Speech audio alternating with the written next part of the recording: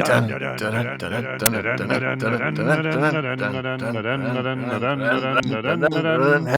and welcome to Pull to Open, an ongoing quest to watch all of Doctor Who in extremely random order.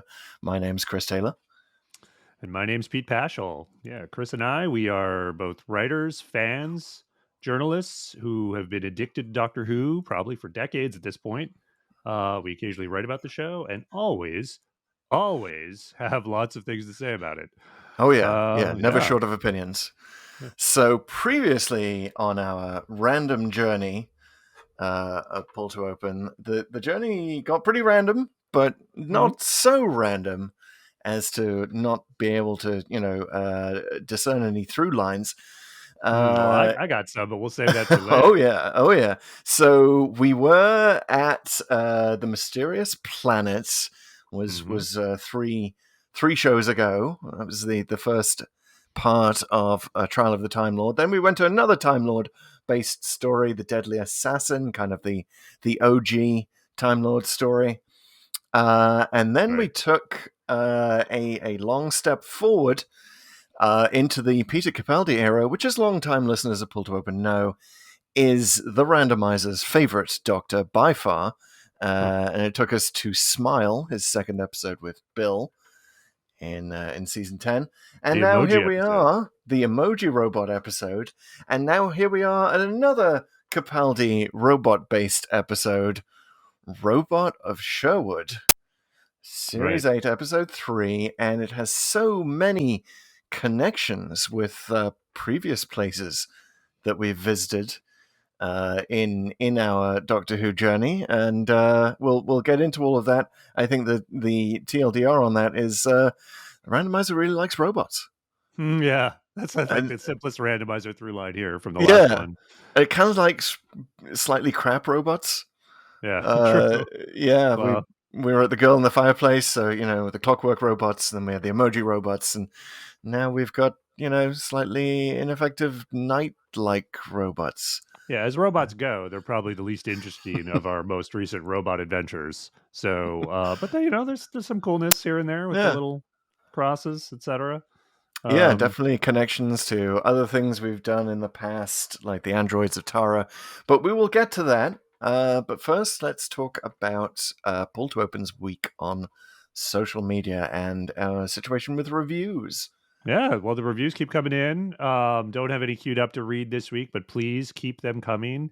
We as everyone knows, if you're a podcast, you thrive on reviews. They really are the lifeblood of your show. The more reviews we can get on platforms like Apple, the more the podcast is visible in front of others. So please take some time to do a review. You can pause the playback right now, go to your app, leave a one-line review, leave a one emoji review. It's all good. I'm really hoping that after the emoji robots, more people got the message that we love emoji reviews. So, yeah. Well, especially since favorite. One of our great fans last time left us some sort of emoji brain teasers that aligned with titles of Doctor Who episodes. We'd love more of those, please. But those are fun, but any review you can spare would be great. They really help the show. 5 stars is always our favorite kind of review, but honestly, leave whatever you want, comment whatever you want, and we'd love to read your review out on the podcast. Yeah, I'm sure if you're a true Doctor Who fan, you could probably do every single story in Doctor Who history, based on emojis. I think take an Earth, take lots of Earth, an X. And then a picture of a child, there you go. There's story number 1, an earthly child. You do the rest. I mean, Dalek emoji might be a little difficult to come up with, but I'm sure you can do it. Yeah, there's only 299 guys, so let's get started. But quick reminder, one of our reviewers of the first 50 reviews will win a prize. This is no joke, guys, and it's going to be a good prize. We promise you. But yes, if you just leave a review, those who have already left a review, you're in the pot. And those who have yet to come, hey, you've only got, I don't know how many slots there are left, but they're going fast. So please leave your review soon, and you might have a shot at that prize. And meanwhile, over on TikTok, we continue our mission to introduce many TikTok fans of the new show to the old show, which seems to be overtly what we're doing in a few instances, and getting more Totally. followers for it. For sure. Yeah, we're actually just blew past 4,500 followers. So we're at 4,500. Thank you so much, Sweet. everyone on TikTok who's following us, liking the videos and leaving comments. It's been really, really great. We had a great week. We had a lot of videos from the Deadly Assassin post this week. And there's clearly a lot of fascination with the Gallifrey based epics of old, Mm. and people really responded to the video that we did about the Doctor not being really that well known on Gallifrey when he got there, and It's which sort it's of yeah, so refreshing for a new Who fan. yeah, exactly. He's just sort of ordinary, and there's a kind of, who is this guy with this TARDIS? But also that they can just get into it. That was really cool. Um, and there was another video we did about how the Deadly Assassin might fit with the new Timeless Child mythos in the new Mm. series. Yeah. So there was clearly a lot of interest in thinking about that, because we have to, right? It does stretch the brain, and we do like to do that as Doctor Who fans. We like to take, stuff that was on TV 40 years ago and try to mix it with something that was on TV a couple of years ago, and trying to make it all make sense in our heads. And Mm. definitely the Deadly Assassin and Timeless Child combo is a big one for that, especially as the Master attempts to has destroyed half of Gallifrey or has destroyed all of it in both versions. So yeah, it's an interesting thing about Who history is the timey-wimey ways it links up. Yeah, we did our best to do that. So go ahead and check out the video. You can listen to the pod, of course, and see the extensive commentary, shall we say.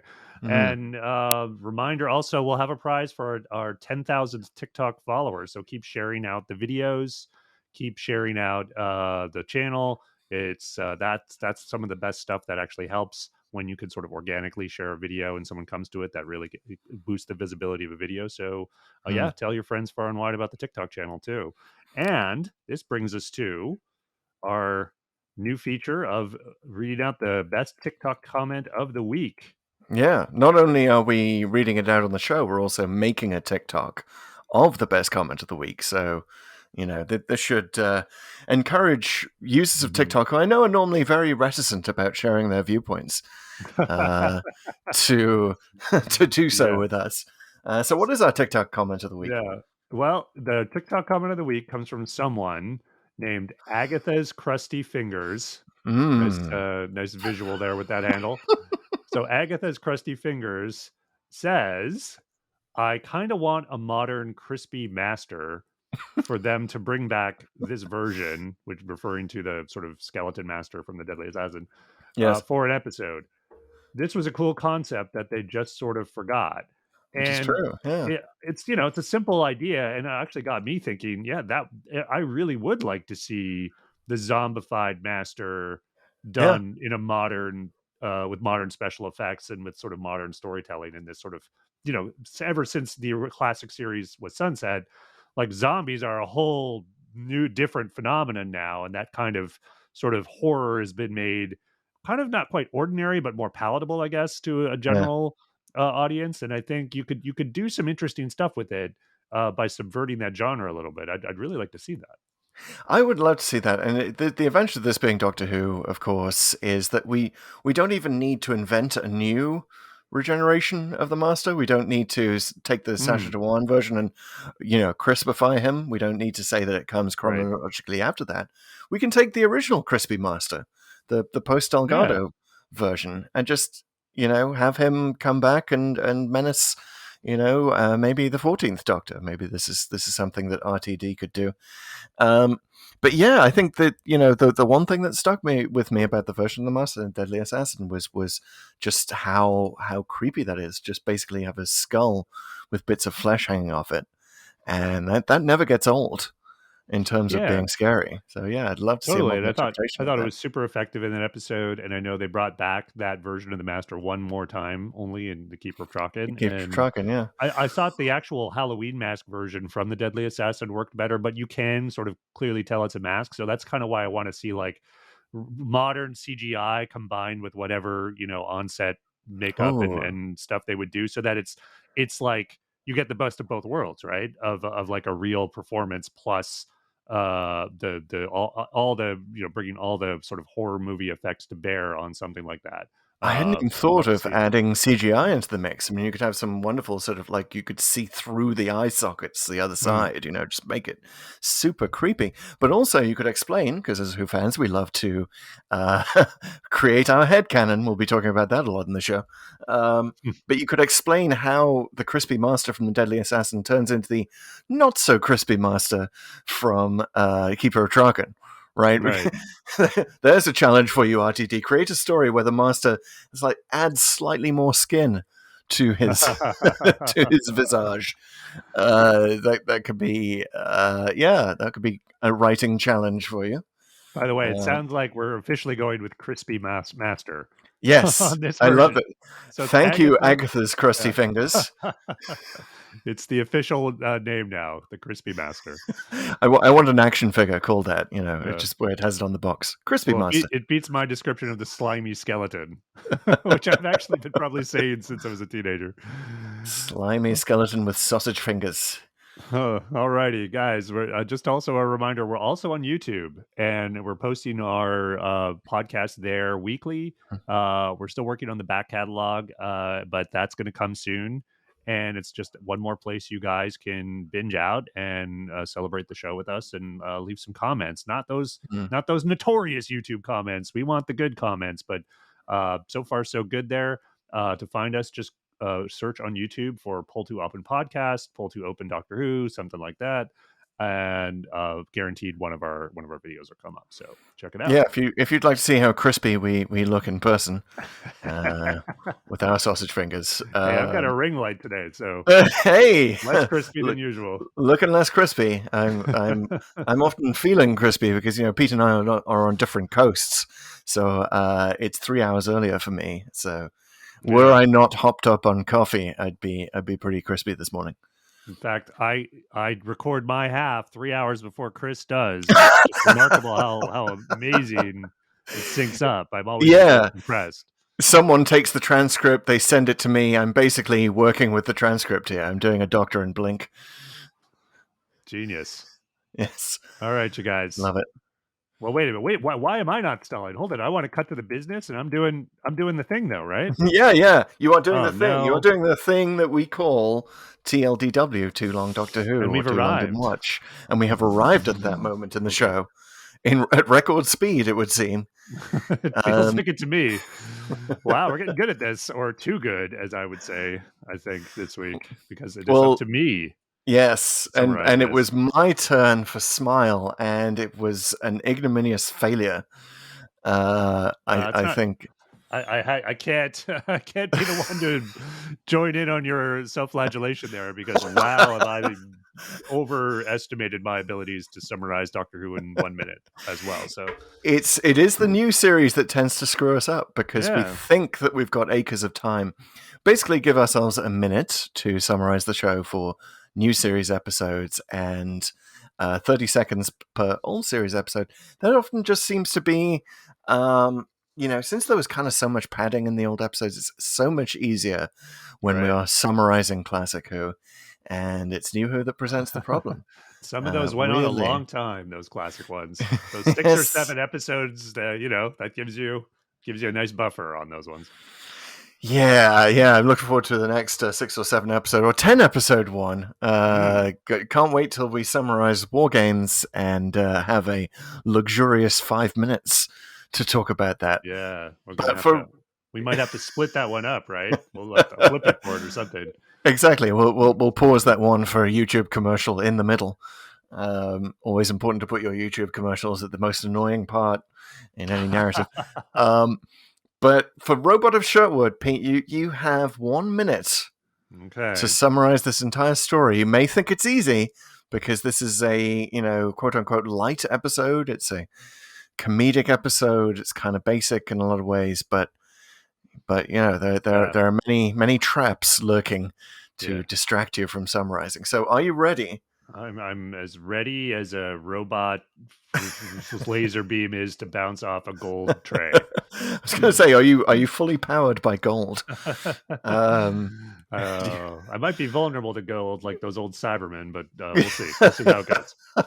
Yeah, well, we always make sure that we are closing any tabs and we're not Yep. looking at any summaries of Nope. the No episode. notes. This is purely Pete, from memory. also, I think if you have like a gold wedding band on, I think you should take that off because that might be a reminder of It's actually elements. palladium, so I should be all right here. All right. So I'm gonna count you down, and then you've got Okay. 1 minute to summarize Robot of Sherwood. Are you On it. ready? Yes. All right. 3, 2, 1, go.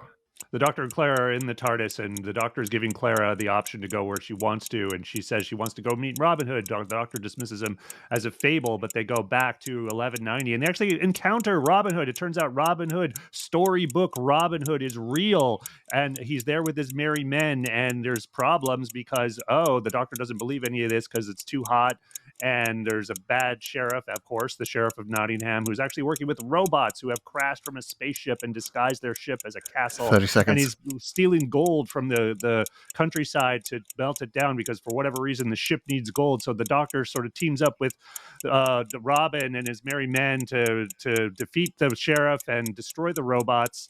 While freeing sort of the slaves, who I guess are turning the gold into slag, but the ship takes off and it's going to blow up over Nottingham, so they have to shoot a golden arrow at it to get the gold to critical mass, and then it goes into orbit and blows up, and then the Doctor learns that heroes are okay to believe in. And time. Wow, nice job. Nice job. Okay. I think that may be the quintessential example of a TLDW. I think you've nailed it. Wow. Congratulations. Thank Insert you. audience Thank you. applause here. Oh, someone is handing me a trophy. Oh, thank you very much. Oh no, wait, it's actually the case for my headphones, but I'll take it. That'll right. work. That'll work. Golden headphone case for you, sir. Oh wow! I suddenly realized it's like the place where I trip up most of the times. People, as longtime listeners know, is usually about halfway to like 2/3 of the way through when things get complicated. And I Yep. just ignored it all. Like all the things, like, basically. it's just like the bickering and the back and forth with the sheriff and Clara and all the stuff with the arrow contest, etc. I was going to say, yeah, I can leave that getting the golden arrow is kind of that was perhaps the one plot point that I would have added. yeah. But yeah, it turns out you take all of the shenanigans of arrows, splitting arrows, and the banter, which the Doctor deliberately, tries to refute the banter and ends up bantering a lot. There's not actually that much here. It is an episode with a lot of banter. It's banter heavy, that's for sure. Yes. You didn't mention Maid Marian. That's the other thing that I would add, that Maid Marian turns out to be in the sheriff's dungeon. And the Doctor, when he leaves in the TARDIS at the end, Maid Marian is just sort of standing there behind the TARDIS. Let's start at the end. Yeah. Which is a weird thing. And it's weird, especially because it connects us to School Reunion, somewhere we've been in the past, where he basically pulls the same trick on Sarah Jane. Right? Oh, right, leaving K9. So remove the both TARDIS cases, and there's K9. It might be different for each, but is it behind the TARDIS or is it in Yeah. the TARDIS? Because we've seen the TARDIS can dematerialize and leave things or materialize around things. I took that to mean that she was in the TARDIS, and when they took off, they left her there. But I'm also like that still invites a host of like, what, you rescued her and didn't tell Robin, and Yeah. for the surprise, I guess. And what did you tell her exactly? And you brought her into the TARDIS. And, Right. and first of all, we missed the opportunity of seeing a It's Bigger on the Inside scene with Maid Marian. Come on, that's worth seeing in Doctor Who history if that's what he did. But also, kind of brings up this point of the Doctor's a little bit of a I don't want to say misandrist, but I mean he definitely likes bringing the ladies on his adventures in the TARDIS, and turns his nose up and bringing the historical dudes. I mean, we were recently at Girl in the Fireplace, right? Right. Where the Doctor's all excited to take this real historical figure, Madame de Pompadour, on adventures in the TARDIS with him. You'd think that once he discovers that Robin Hood is real, he might Mm-hmm. make the same offer to Robin Hood. Why not come along with me, see all of time and space? But no. He meets Maid Marian in the dungeons, gets a kiss on the cheek from her, which he is super excited about, even though this is Capaldi's, no Right. touchy, no huggy Doctor. Um, Yeah, this is and this is early Capaldi too, where yeah, he was full on no touch. Yeah. yeah, and apparently at the end we see that he's brought Maid Marian into the TARDIS. So yeah, the Doctor definitely has a preference for the historical ladies Oh and bringing yes. them into TARDISes. Yes, and he's Yes. keeping like that. Again, this isn't an explicit exploration of the Doctor's sexuality, but I less so about what he was doing with Marion and more about his bickering with Robin throughout, and Mm-hmm. essentially competing for Clara's affections Yes. is it's dripping with that. So the whole Maid Marian thing. I mean, I just to kind of close the book on it. Unfortunately, I kind of like this is nothing against the actress. I just found like the role is so underwritten, Mm. and you're not even invited to know who she is early on. Yeah. That it's really forgettable, right? There's these weird payoffs that should. I see what sort of the writer who's Mark Gatiss, who we can talk about a little more in a Yeah. bit. Love you, Mark, but okay.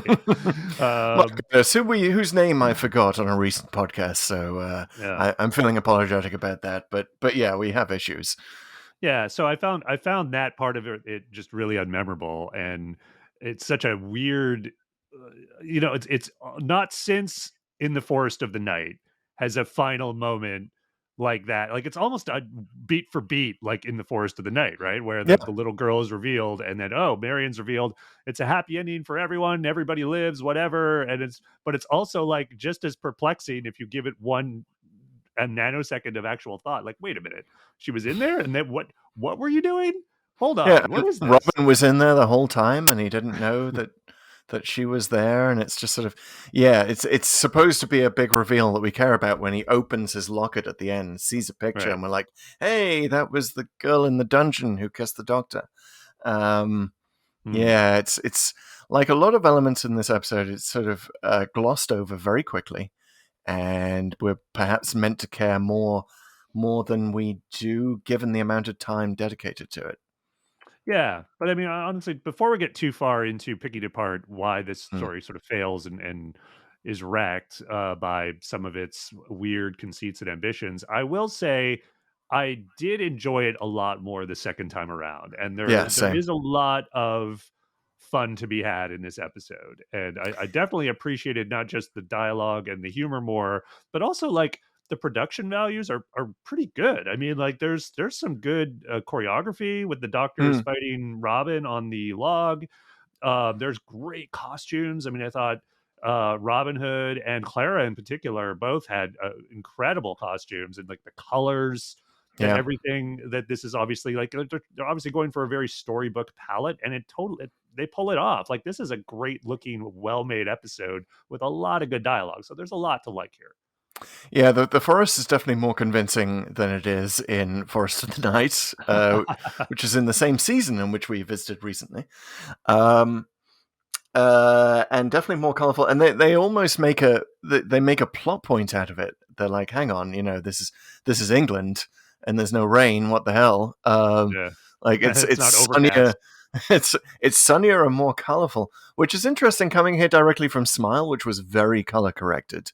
Right, we commented on that Mhm. last week, like Yeah. how blue Capaldi's eyes were, how bright Bill's colors were. So interesting that the randomizer's taken us to another beautiful, brightly colored. Well, it almost wasn't. I actually listened to the commentary on this one, Hmm. and the director mentioned that they got lucky with the weather. Like he's like wherever they filmed it, they just had really nice sun every day. And he talked about how they had Mark Gatiss even on set, and he was ready to rewrite it in case they had classic English weather. And no, it turned out it was perfect, and it just lined up with the script. So it just goes to show, man, Doctor Who, it's Yeah. God loves Doctor Who. Wow, talk about a god complex. That's there's a theory we could get into.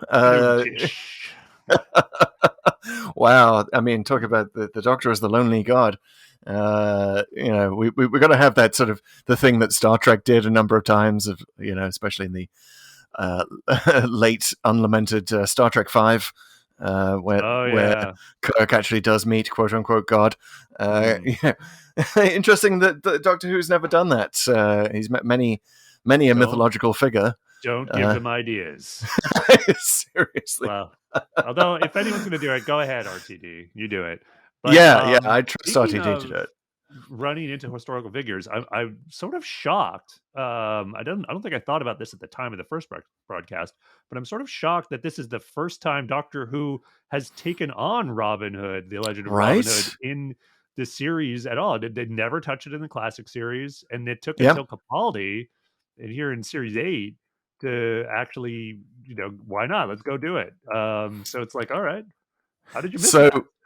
before we get into this episode, one of the things I love about doing Pull to Open is that it sends me down historical rabbit holes, and I end up doing a lot of research. I was a historian by training, and I dove deep into the Robin Hood legend for this. So, I will bore you all to death with that in a minute. But first of all, we should mention the fact that the mythology of Robin Hood is very much discussed in this story. And there's a scene where Robin is shown by the Doctor. He's on the ship, and he's got this, he's showing that, they do have all of this Earth mythology on board, all this Earth data.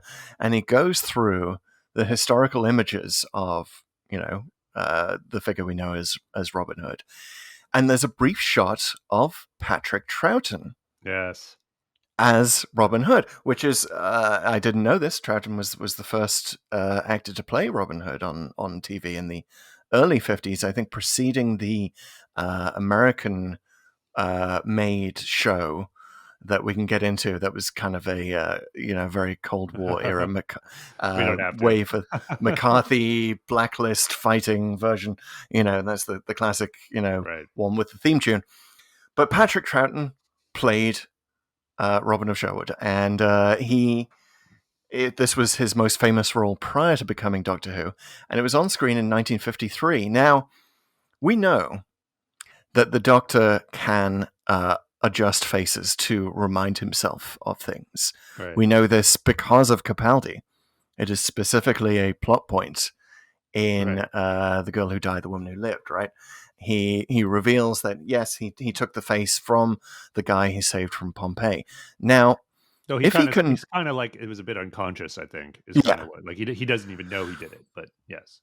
But if he can do that, and if we know that the Doctor, in the form of William Hartnell, is on Earth in 1963, 10 years after the Patrick Troughton, which we now know, so the Patrick Troughton show is now canon. Right? In Doctor Who history. It was a TV show. It was a TV show, okay. Yeah. Just 6 episodes, because that's how we do it in the UK, but it was 6 episodes in 1953. Like, right after the coronation, just to bring things to the Idiot's Lantern, which was previous Mark Gatiss episode that we covered. So right after the coronation, it was on. It was that early. So let's say that the Doctor comes to Earth, and he starts studying up on Earth history, and he's sort of intrigued by the history of Earth outlaws, specifically because he is one. And who would not in Britain in the late 50s, early 60s? Because of course we have no idea when he shows up in Totter's Lane, right? We just know that he's there with his stolen TARDIS, presumably because the Doctor likes history, studying up on Earth history. Maybe he, we know from the Deadly Assassin that he likes to watch TV. So maybe he's watching. Yep. Maybe he's watching the Patrick Troughton show, and maybe he thinks, there's a guy I want to emulate. There's a face I might like to emulate. Maybe when I regenerate, because I'm wearing a bit thin, maybe I'll take that face. So, I love it. How about that for headcanon? Robin Hood was the first Doctor's favorite show, basically. Yes. And that Yeah. And there is a real Patrick Troughton in the Doctor Who universe, and the Doctor is just right. stealing his face. Oh wow. This is awesome. I Right? love this. Yes. This has to become canon because it's just Right? too good. I Yeah. love that idea. I love that idea. And, all from a 1-second shot of Patrick Troughton. With a bow. So, right? So, yeah, just a beautiful way to connect it to the history of Robin Hood. But, wow, who did but yeah. Pertwee play back in the day? Let's keep this going, Right? right? Pertwee, remember, it was not a choice that the Doctor made. It was right. It was imposed on forced him by the upon him. Time That's Lords. right. Yeah. Which is so kind of, in my head canon, that's why Pertwee and Troughton have such a cantankerous relationship, right? In the Three Doctors.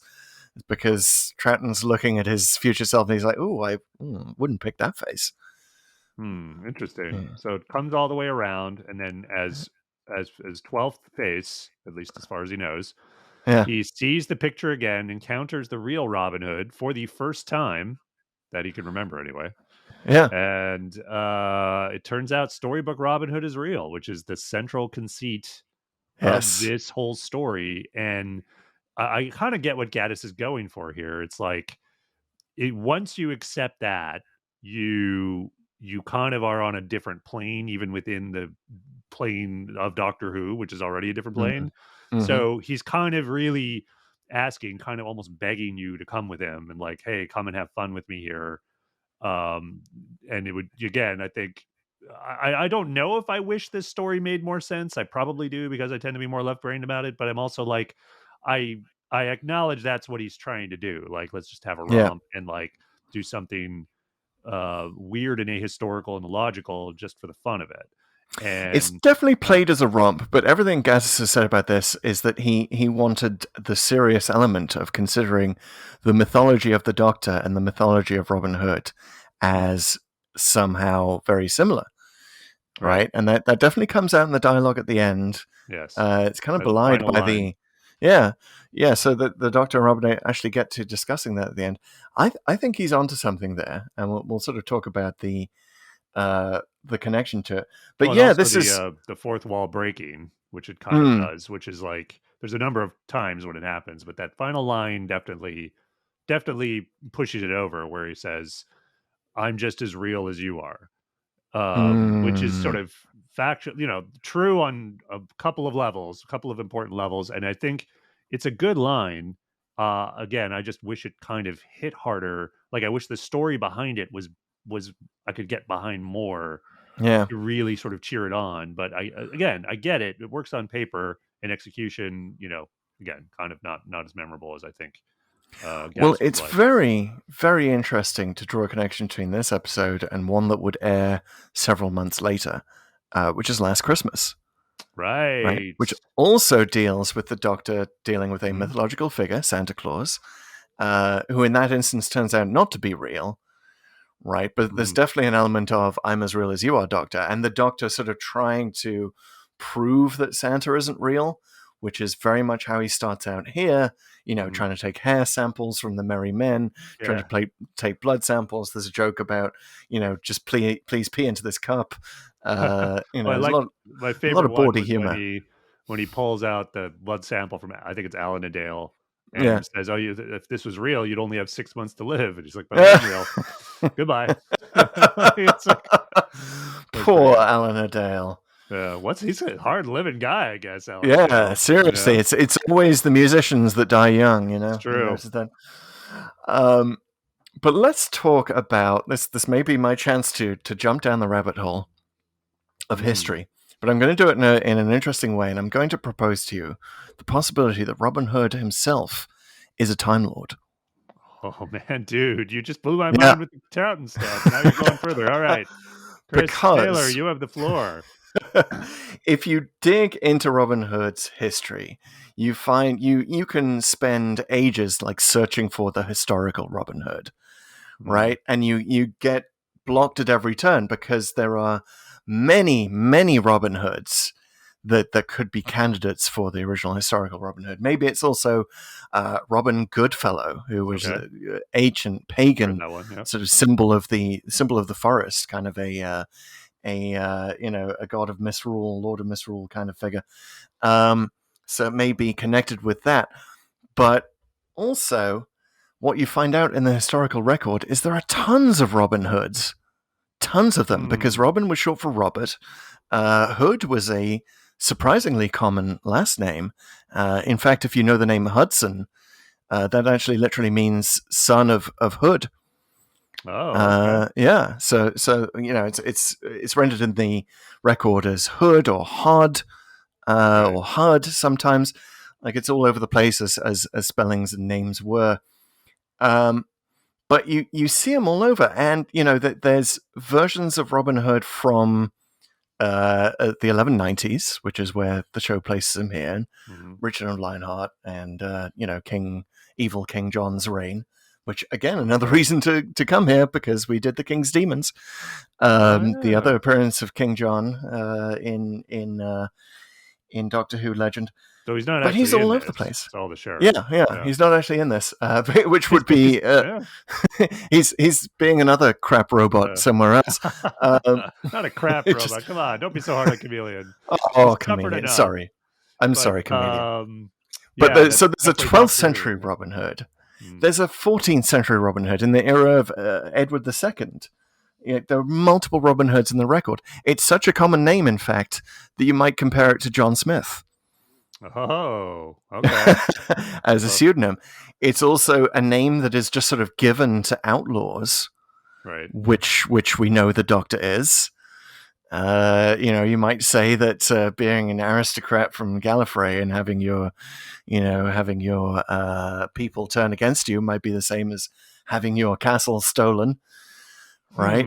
So if there's ever a candidate for a character that is, remember the whole bootstrap paradox that the Doctor explains by reference to Beethoven, suggesting that he is Beethoven. There's ever a character that might actually be the Doctor or another Time Lord. I think you could look at Robin Hood. And also, we know this about Time Lords. They like to appear as monks, like the meddling monk. They seem to be drawn. The guy from the Planet of Spiders, Choji. Tempo. Yeah. So there's definitely a monkish vibe to Time Lords. So that's kind of interesting. The original historical Robin Hood stories kind of grew out of attacks on the church, in particular, and sort of talking how corrupt the church was. Before you even get Friar Tuck is a much later edition. And, the early version are all about, there's not even Sheriff of Nottingham in the early versions. So he's godless. That's what you're telling me. Yeah, exactly. He's almost like a god himself. Perhaps. So I love this idea that Robin Hood could either be a Time Lord or like a bunch of Clara splinters throughout history. Oh, just okay. Well, that's cropping up whenever needed. I see what you mean. So, rather than being a full-on Time Lord, he's been split across the timeline in places, which we know can happen not just from Clara, but from Scaroth. Yes, and the Valiard may be a result of that, right? The Watcher and all of these sort of semi-versions of the Doctor that exist. No, I like it. There's that sounds like a great story. Right? That's what I was thinking. The more I plunged into the historical record of Robin Hood and who he might have been, the more I'm like, this is not just a Doctor Who story. This is an entire series. Yeah. You could do the Doctor, you could full on make up for the 50 some years of not doing Robin Hood by having an epic season of Doctor Who where he's like this recurring character in various eras, and he's trying. It's kind of like the Impossible Girl again a bit, but I think kind of like the Impossible Girl, kind of like me, Ashilda, kind of cropping up in different eras of history. Doesn't have to be every episode. The overall season arc. It would be a great one, and it's also interesting as a kind of meta commentary, because the thing you learn when you dive into the history of Robin Hood is it's kind of less interesting as to whether he was an actual historical figure, because you can make the cases for a number of candidates. It's more interesting the fact that this is a story that has survived, and layers have been added over the centuries. And he was sort of originally he was a yeoman, he was like a working class figure, and Okay. then around about the time of Henry VIII, he starts to get this sort of aristocratic The aspect, the right? Robin of Locksley type stuff. Exactly, Yeah. the Robin of Locksley. By the way, there are two Locksleys in Britain that both which could be candidates for which Robin Hood is from. One is a suburb of Sheffield, just to Okay. bring it Yeah. back around to modern Doctor Who and Not her too far connection from to Nottingham. Sheffield. Not too far, as anywhere in Britain is. Also, but not to confuse things entirely, but there've been robins from Lancashire, and in fact some Yeah. very very close to Blackpool, which is where Clara Uh-huh. tells us definitively that she is from in Robot of Sherwood. Yeah. So fascinating connections. But the idea, basically, Robin Hood is a story that has had layers and layers and layers over the centuries added to it. New companions, quote unquote, come in. Yeah. Friar Tuck is one of the latest, and Yeah. Maid Marian is actually one of the latest to arrive in the legend. Well, growing up in Western Canada, Yeah. the layer of Robin Hood that I'm kind of a little bit ashamed to admit I first encountered, and where I learned virtually all of the Robin Hood story from, was a Mm-hmm. television show called Rocket Robin Hood. And I don't know if you've heard of this, but I've not. it was done by the same company that produced the original Spider-Man cartoon. And Wow. it was they were so economical back then with animation. They actually shared some animations between the two shows as well as entire storylines. So Huh. there were actually one or two storylines that actually appeared almost identically in Rocket Robin Hood and Spider-Man.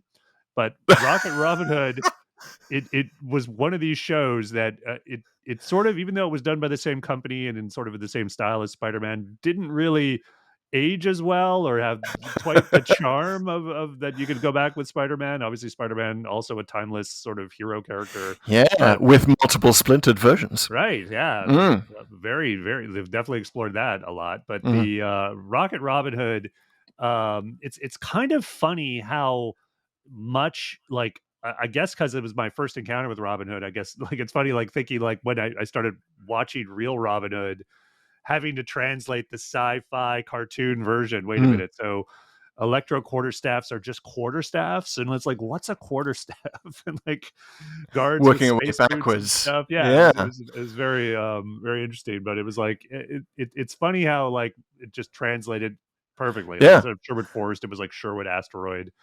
That's Um, fabulous. It reminds me there was a comic book series in the early 80s called Camelot 3000.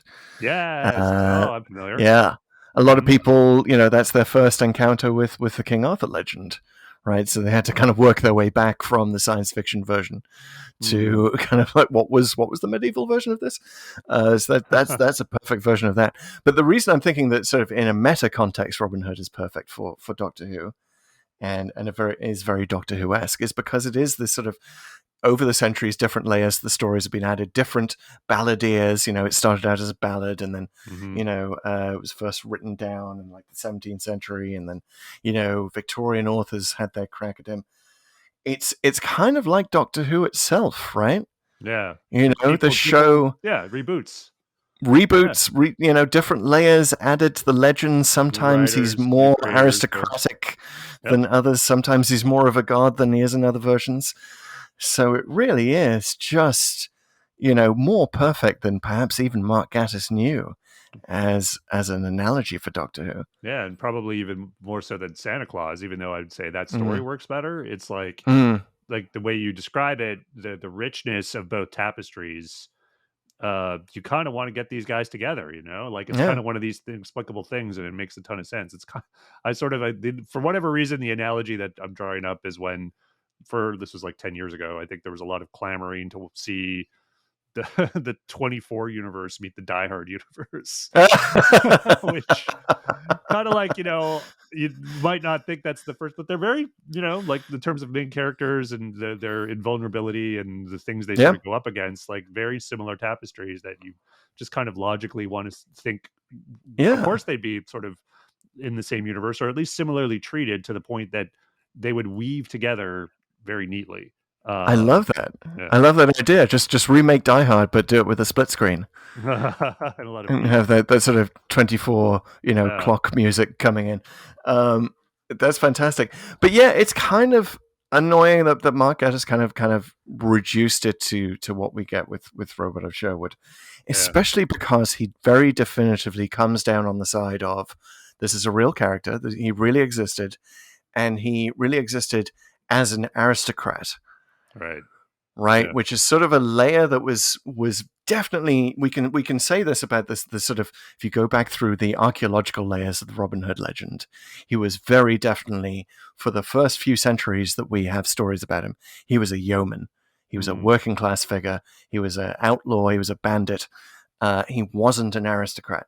That only comes along when he sort of gets appropriated by playwrights in London, and they sort of Okay. start putting on this posh play version, and it's like, oh well, he has to be an aristocrat who lost his land, right? And that's kind of when they start writing about him being in the reign of King John, Right. you Okay. know, and then it becomes kind of a metaphor that someone like Henry VIII can use, because first of all, he's anti cleric, he's anti sort of the corrupt church, which Henry VIII kind of swept away with his Mm-hmm. new church.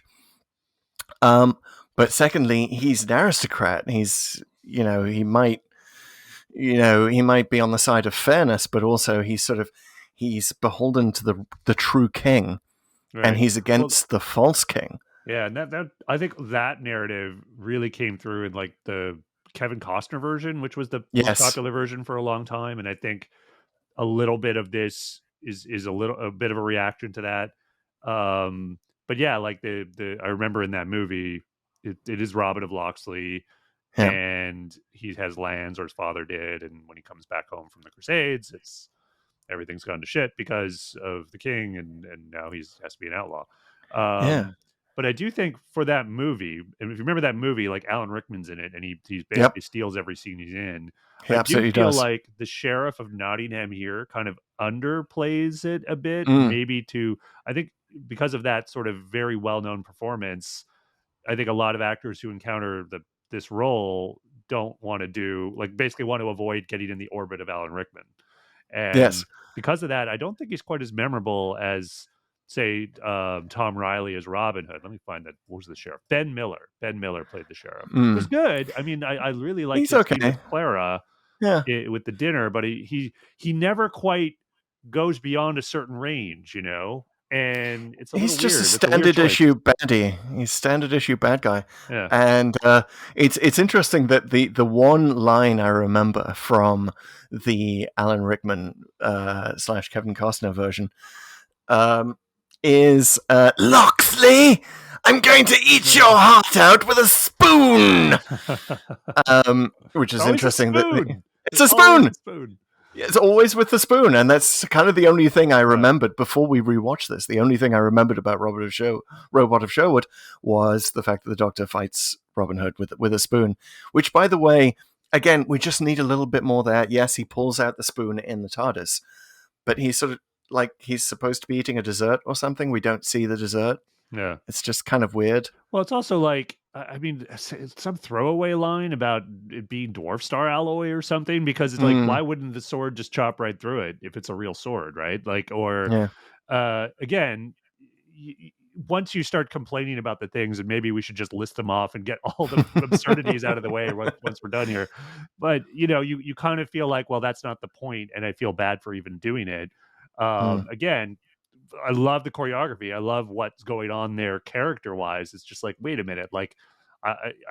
When you watch this the first time, this is the first bit that really takes you out of it, right? Like beyond mm, just like him being Robin Hood, storybook Robin Hood, you're like, okay, wait a minute, now he's fighting him with a spoon, and you really, this is kind of, I think this is the decision point as a viewer, like if it's you're basically like, either I'm going with it, mm-hmm. or I'm like, I can't go with you on this, guys. It's just too silly. So if you do decide and force yourself, as I did this time, to make the former choice, which is like, okay, I'm going with it, you have a great time. Otherwise, you're Yep. just like, come on, man, this is totally silly. And the Doctor even comments on that as another fourth wall breaking moment in the arrow contest, which at least they explain. Yes. But it's the like Doctor this is getting has silly. basically used a homing device. The Yeah. Doctor cheats. Rule number one: the Doctor cheats in arrow-based contests. But it's interesting. You mentioned the Kevin Costner movie, Yeah. which, by the way, is another example of the layering of the Doctor Who legend. A relatively recent addition to the Doctor Who legend is the figures played by Morgan Freeman in that movie. Oh, that's a good parallel. I like a that. Moorish character who's sort of Yeah. he's called Azim in the film. That's a 20th century addition to the legend of Legend of Doctor Who. Legend of Robin Hood is the appearance of a Muslim or Moorish character. Well, and also for a different style, of course, but to comedic effect in both Yes. places, right? Because the Doctor and Robin Hood bickering is probably the highlight for comedy. And I remember back in that movie, there were because Azim is so the straight man, and there's a lot of sort of frustration with his ways of helping when he feels like it, and various other things that leads to moments of comedy. Yes. But speaking of moments of comedy, the one version of Robin Hood that Robert of Sherwood most reminds me of is not Robin Hood Prince of Thieves, the Kevin Costner version, but Robin Hood Men in Tights, the Mel Brooks version. Yep. Especially because that's the version of Robin Hood in there is played by Carrie Elwes. Carrie Elwes, yeah. Elwes, who famously from The Princess Bride. Indeed. And he plays a very smarmy Robin Hood. The one line I remember from that film is like, unlike some Robin Hoods, I have an English accent. So obviously a dig at Kevin Costner, which, watching that as a Brit, by the way, watching the Kevin Costner movie in 1990 or whenever that was released, right. I was like, first of all, they suddenly have gone from the southern coast to Hadrian's Wall, which is up near where I lived, like in a matter of scenes, like the next walk along Hadrian's Wall. It's quite a leap. Time jump. Exactly. I get it. But also, it was like they never explain why Costner has an American accent, and it's just super freaking weird. I don't hate the movie. I think a lot of people do, and I understand why. But I'm also like, they made some choices, went with them, and as a sort of an action sort of yarn, I think it's fine. I think. I guess here's my question, Chris. Would you want him to have tried a British accent, Kevin Costner? I mean, would that have been really a good idea? I mean, yeah. I don't think so. I think it's fine that he was more surfer dude, Robin Hood. Yeah, given that the latest version of Robin Hood, where we have him played by, oh god, what's the Australian guy? Russell Crowe? Russell Crowe. He's played by Russell Crowe in the Ridley Scott movie Robin Hood, and he does attempt an English accent in that, and he does an okay one, but it's like, what, guys? Why is the only English Robin Hood in the movies, like the comedic version? Who was the guy? There was one version that was very gritty. God, I can't even remember his name. He played Horatio Hornblower. Do you know who I'm talking about? Oh yeah. I know the guy who's also in Fantastic Four. Yeah, he kind of hasn't been in a ton of popular stuff lately, so that's why it's like Ian Grofeld or Ion. It's a weird spelling. Ion. I don't know how to pronounce it. Yeah. But yeah, he was he played Robin Hood, I think, in the early 2000s, if I recall correctly. And that was like when everything was like Jason Bourne. It's got to be real. It's got to be like hypercut action and dark, gritty. Yeah, lots of dirt and blood, and this is the thuggish Robin Hood. I think was kind of the idea there, but I don't know. I saw 20 minutes of the movie. Okay. Speaking of versions, but before we get to the Men in Tights version, that there was a TV show, Robin of Sherwood, on Britain in the mid 80s, and it went up against Doctor Who in the schedules. In the TV schedule. I was reading that. And I believe it was up against Doctor Who in that disastrous Trial of a Time Lord season that we visited recently. Wow, you had to choose between your British heroes there, your British legends. Well, just think if they put a Sherlock Holmes on ITV or something as well. Like, boom. How could you choose? Somewhere else. I mean, anyway. How could you choose between outlaws and smarmy smart people? Who do you get? But yeah, so that's another interesting reason for the randomizer to bring us here. But So yeah, so the Robin Hood in this is a guy named Tom Riley. He's pretty good. He's yeah, a pretty I good liked Robin him. Hood, but he's definitely playing it close to the comedy, Men in Yeah, Tights version. especially from that first scene where he talks about Yeah. I laugh, and there's a Mm, lot of laughing, and he's really leaning into it, yeah. to the point where I think where you're going with that is that it's hard to take him seriously when he does need to Mm, sort of have serious lines and imply yeah. real peril with him or Marion or whatever. So yeah, it's an issue. I liked him. I think Tom Riley, in terms of the challenge that he walked into here, really rose to the occasion. Like, particularly if you think about this, right? Like, he's coming in, he's got to be the rival to the lead of the show, Mm, and he's aided a little bit, right? Because Capaldi is new at this point. Like, as a viewer yes. at this point in the series, you're not even sure if you like Capaldi. I think because he was played so deliberately unlikable for Mm, the first little bit of his run. So that works. So he comes into this situation with a weird script and makes a choice and goes with it. And I think, he did the best he could. And I think to go with the comedy, uh, made the right choice because those are the best scenes. Like, yes. and the thing in the dungeon in particular, Mm, like all the bickering. I mean, it comes right up to the point where, like you would.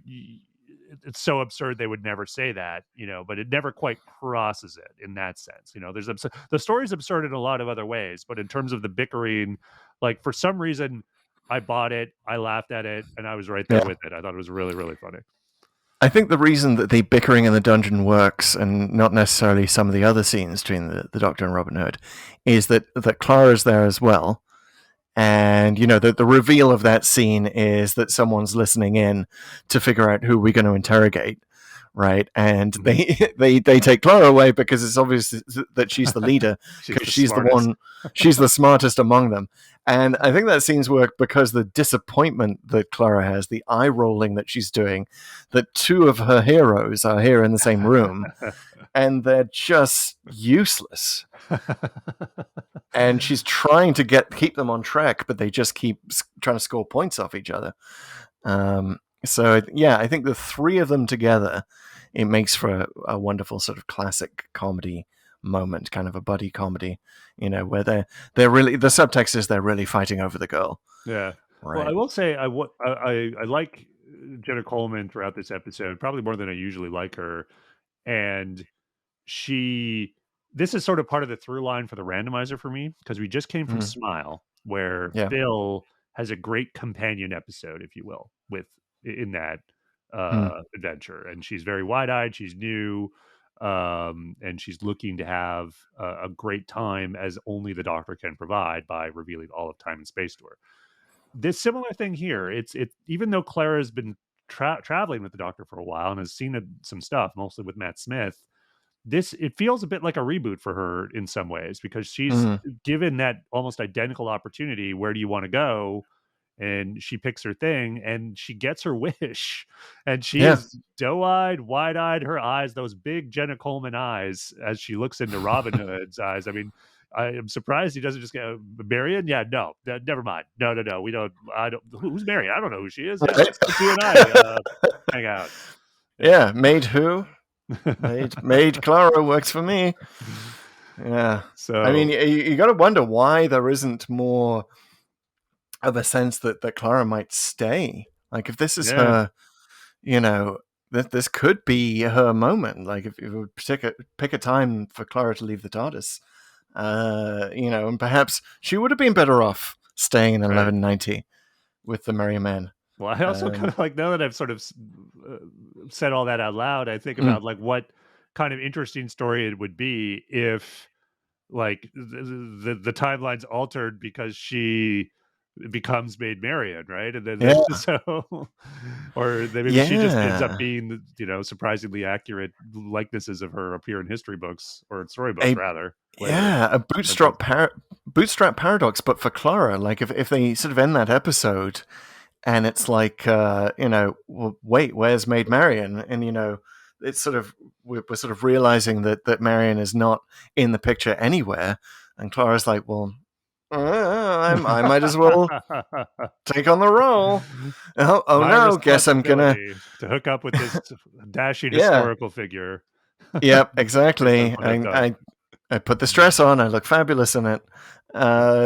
She doesn't have a whole lot of agency in this. I mean, she is sort of unmasked True. as kind of the leader, but I'm thinking particularly of the spoon fight at the beginning. Like she just sort of kind of staying a very respectful distance away, and you know, is a very sort of damsel in distress moment for her, which is kind of unusual for Clara. Yeah, sort of She being normally fought has over more. almost, even though that's not why Yeah. they're fighting. Um, yeah, she doesn't do a lot. She kind of has some good moments after she's taken out of the dungeon with the sheriff. Um, but then she basically gets thrown out of a window with Robin Hood and is just essentially along for the ride, right? And she comes Mm, back, and it's a neat little moment where the doctor realizes that he was completely wrong about Robin Hood, and mm, is aghast and says, "Oh, he's a legend." And then he calls up from the rafters, "Oh, you flatter me, sir," or something. I forget what the mm-hmm. line is. But then he comes down in that classic Errol Flynn fashion with the Yep. dagger in the tapestry. Which, can I just say again? I think I need to list off all the absurdities, but this one, like it's just physically absurd. Like, not just that it would cut that slowly, but like the way he's positioned, like he'd have to have a bicep 10 times the size of Little John's for him to like stay in that pose all the way down with Clara on his back. Like, Yep. just impossible.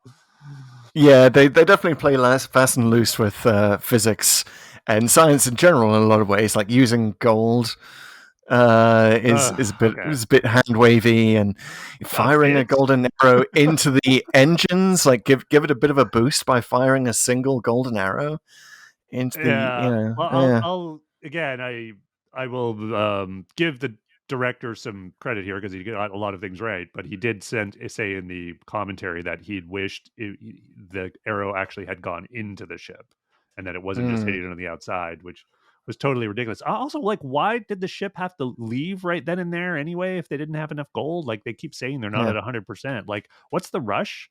Like, why are yeah, you going? Like, there's actually a bunch of those trays, which were apparently gold, still lying around down in that basement. So, yeah. Just send a few robots yeah, to pick them up. scrub the launch.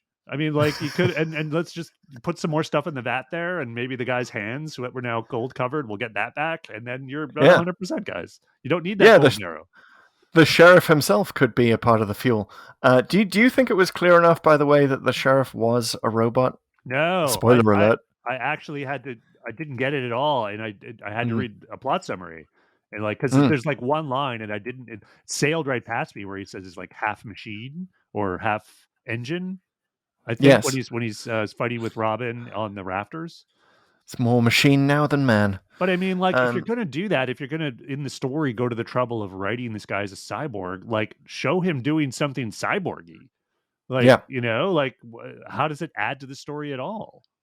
So they were hampered by news events, as we often are in the journalism trade and the entertainment business. Right. News events conspired, and there was a scene where the sheriff is beheaded Mhm. and makes it clear that that the sheriff is a robot. They filmed this scene and then they pulled it because this was right around the time that ISIS was active Right. and they were beheading people in YouTube videos. Yeah. And the BBC decided to be too insensitive to have a robot sheriff of Nottingham beheaded in an episode of Doctor Who. So we might have had Nardole a couple seasons early, I guess. Yeah, Alright. yeah. So it would I have mean, just fair made enough. that a little bit more It's just clear. one of those things, as they say. Like, you kinda need to do it. But Yeah. yeah, like, I mean, I wish there had been a little more there. Well, but I mean, the losing the head thing is one thing, but is there any abilities he could have had? Like, what they could have done, right? And this they might not have just thought of this in time. But remember, Robin cuts one of those rope things, another trope of all Mm, these types of adventures, and holds right. onto the Errol rope Flynn. and Yeah. the Yeah. counterweight, make sure he could go up. It would have been cool rather than cutting another rope. The sheriff just jumps, like he just Mm. uses his, like, his Steve Austin legs, and boom, he's up there. Yes.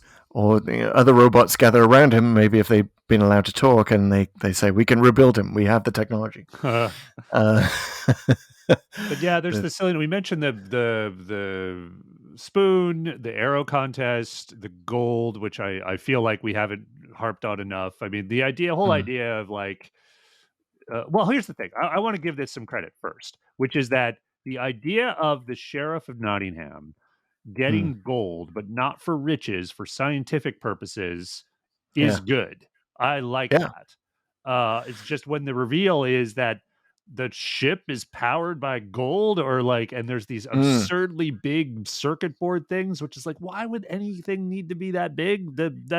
At least they don't show people lifting it, but one of the things they seem to forget is that gold is really heavy, right? Like, so yeah, admittedly, those are robots, but they never show that, play into it. And the big sort of gotcha I'll throw on this is that, while a gold arrow, assuming it is like more than just the outer layer, would be so heavy, like yeah. there's no way it could ever reach a spaceship.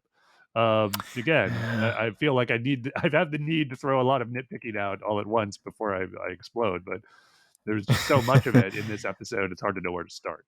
Yeah, and that firing at the arrow at the end, yes, it's a nice idea in theory that the Doctor and Robin and Clara all have to pull together to fire that final arrow. But could they really send it that high? It's just a Hmm. ridiculous height for a longbow, Yeah. and I don't mean to be too humorless about that. Um, because of course it's a romp and all that. But there's a way to do this and make it more scientific, right? Gold is definitely a metal that is used Hmm. in circuitry Right. and computers. It's we were well aware in this era of supply chain issues that gold is much needed. Um, you don't necessarily need to make it the fuel Yeah. Yeah. as well. You don't need to go that unscientific. You just make it. The ship needs to be fixed, and they need to get gold. And maybe they've gone haywire, a la the Madame de Pompadour robots. Right. They just And think you're they taking need it. gold. Yeah, they think they need gold. They're taking it too literally. So that could be an interesting way to do this. Though it's Especially with interesting that that sort of example. they tried to shoehorn in a reference to the arc plot of this season, which is the Promised Land, that is Mm, along. It was Missy's whole plot, and everything we talked about in Dark Water, Death in Heaven. yeah.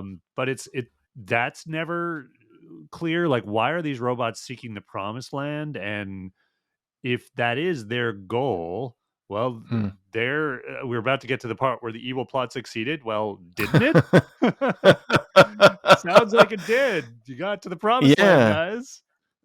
I don't know. So, how many episodes of the season? I can't even remember how many episodes had what you had at the end of Deep Breath, where you cut to the promised land and the dead character is there with Yeah. either Missy or the one of her underlings. I think it happened less often than I remember. I think it actually Mm, only happened a couple of times.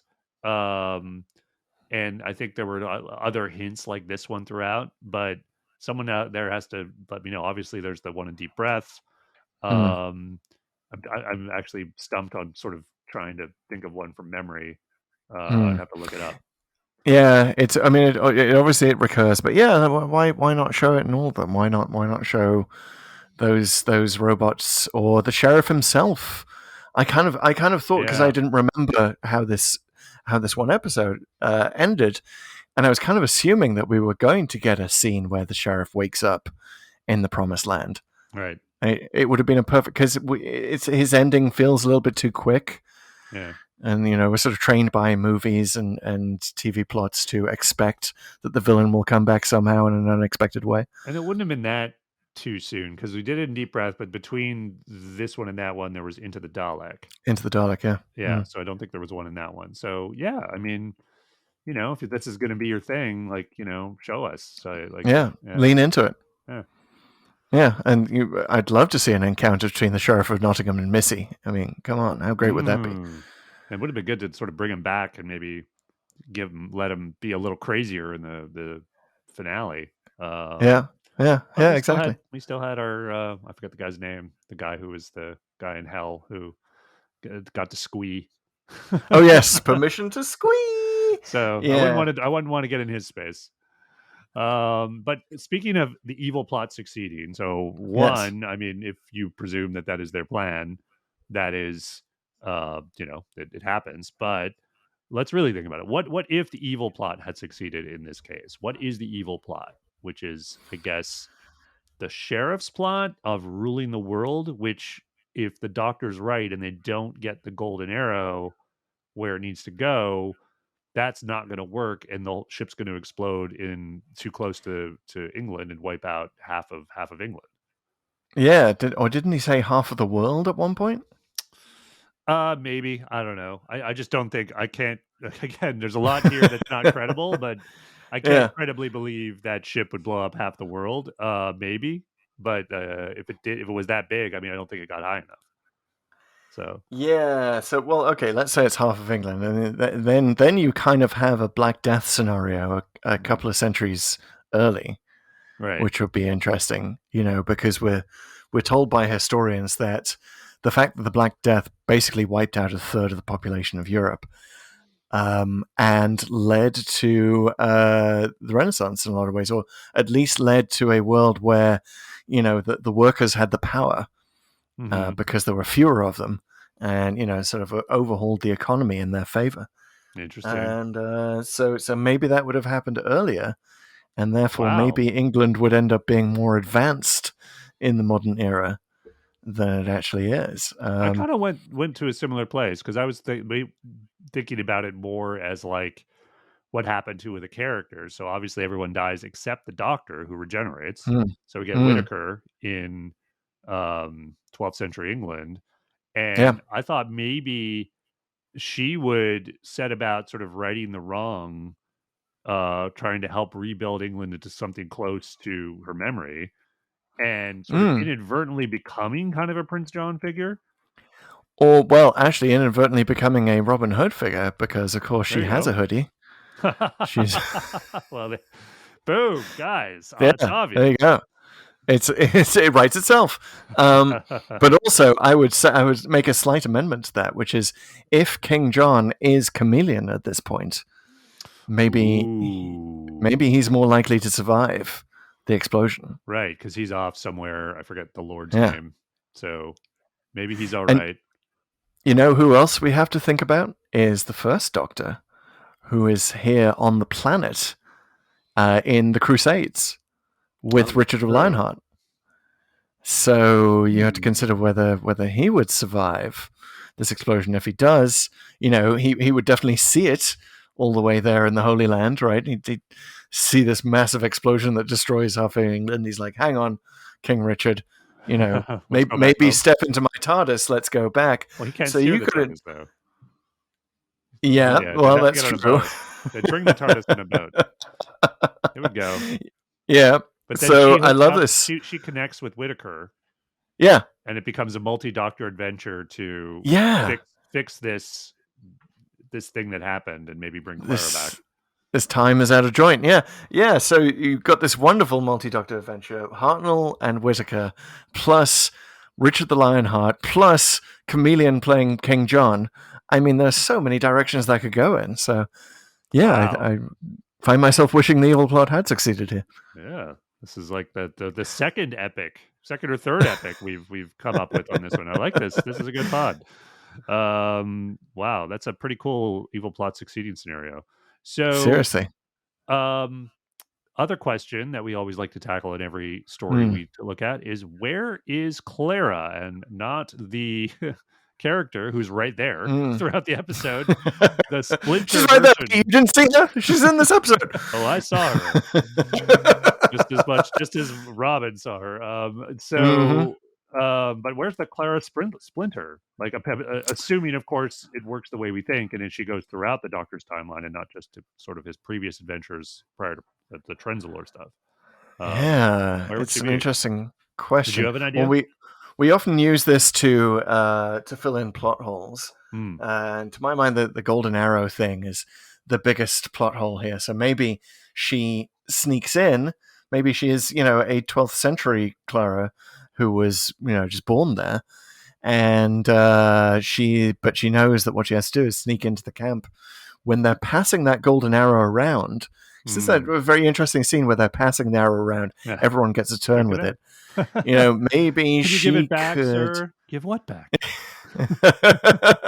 Maybe she could sneak in and sort of add some circuitry or something to that golden arrow so that it will actually fly a distance. It'd be funny if it just sprouted wings. Yeah, it was like sailing up, and it just starts flapping up to the ship. That's a good one. Yeah. I don't know how you would modify it in such a way other than do the doctor's cheat thing again. So maybe that's what she did.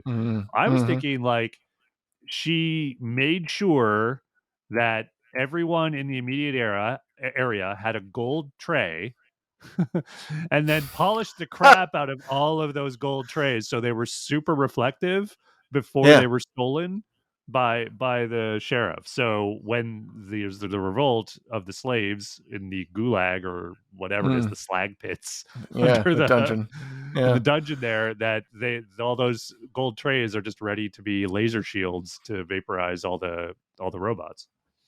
I love it. Yeah, she may have even just lived in the castle before and died before this adventure starts to prevent that, so the timeline prevents two Claras from being in the same place at once. But earlier 12th century Clara is there polishing those trays ahead of time, just to make them useful in the revolt there. That'd be very interesting. But speaking of the revolt and the castle and the dungeons, we haven't really talked much about the robots themselves and the design of them. Basically, their power is they have this sort of purple glowing cross on their foreheads, which is kind of okay. I didn't hate it. Yeah. But I will say, like, again, to list off more absurd things, the ability of that laser changes here and there, and like every cannon fodder soldier, their aim is very questionable. But there's a point where I think it was Marion's I don't know, the person she was a ward for is in the dungeon with her.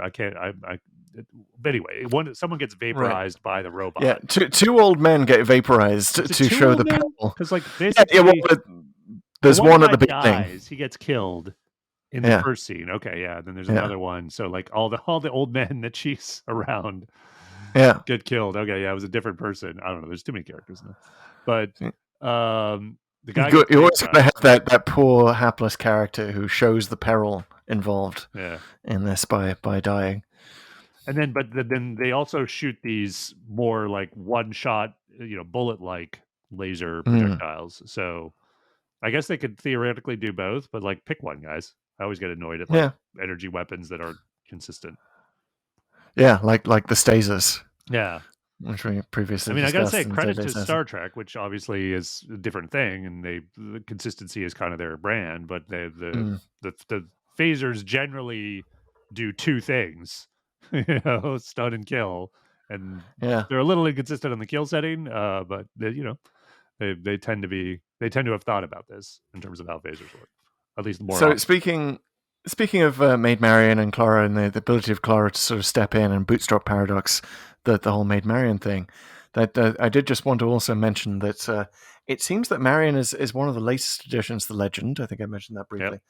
It was actually there was a French legend of Robin and Marian that seems to predate the English Robin legends. It seems to have just been an entirely different Robin. Okay, but just at a certain point, and it's all about it's some sort of ballad called the Game of Robin and Marian, Le Jeu de Robin and Marian, and that may have just been grafted on to the Robin Hood legend at some point, so that Robin, gets a love interest. That sounds very French. Right, exactly. Different planet, as the doctor would say. Indeed. And there was a lot of back and forth between the French and the English in this era, because of course we owned a bunch of France, and Eleanor of Aquitaine and all of that. We had our kings spoke French. It was much more of a connection in that era. So I like that being the sort of historical explanation for why Marian appears. But perhaps Clara could realize that, and figure out that she has to fill in the blanks herself, or she can fill in the blank herself, and that's another reason for the Doctor to leave her there. Which, for all those Clara haters out there, for all those people who feel that Clara should have stayed in the Matt Smith era and maybe not outstayed her welcome so much in the Capaldi era, this would be a good jumping off point for her. Yeah. Just as Last Christmas was supposed to be a jumping off point, right? The next appearance of a myth figure. It could have been one more leaving scene between her and Capaldi. Just think of it, guys. We only had 7. Could have had 8. Exactly, and then Capaldi goes to the Time Lords and pulls her out of time just before all of her leaving scenes, creating more Clara splinters, and we have the adventures of me and multiple Claras in their diner TARDIS. Oh man, the dinerverse, into the dinerverse. Oh man, I think we've I love it. We've slipped sideways in time too many times here. Is that anything else to talk about? Did you close the book on the robots? Did you want to talk about their design anymore? I don't think so. I think it's it's a nice idea, but once again, it's just sort of too many. There are too many robots in Doctor Who, and I feel like we need to, if the show is ever rebooted, if we ever refilm, the entire canon of Classic Who and New Who, that maybe we can compress the robots, right? Just have fewer robot races. In the galaxy. We got to do a special episode at some point ranking all the robots, or at least the top 10, like the top 10 robots in Doctor Who, and why we're top 10 and I don't know if these bottom guys 10. Yeah, these would be probably in the bottom 10. Yeah.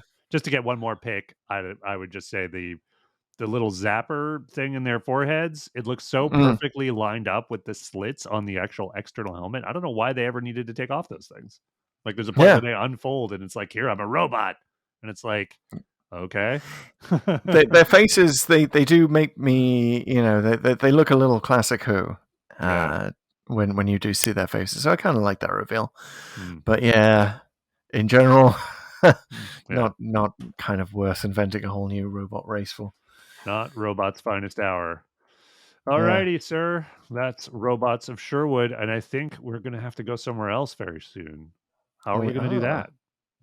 We're going to use the randomizer, which is composed of 2 elements. We have the Codex, which is the spreadsheet of all of the Doctor Who stories, which Pete has control of, and then I have control of the Executor, which is random.org, which uses atmospheric noise rather than computer algorithms to generate random numbers.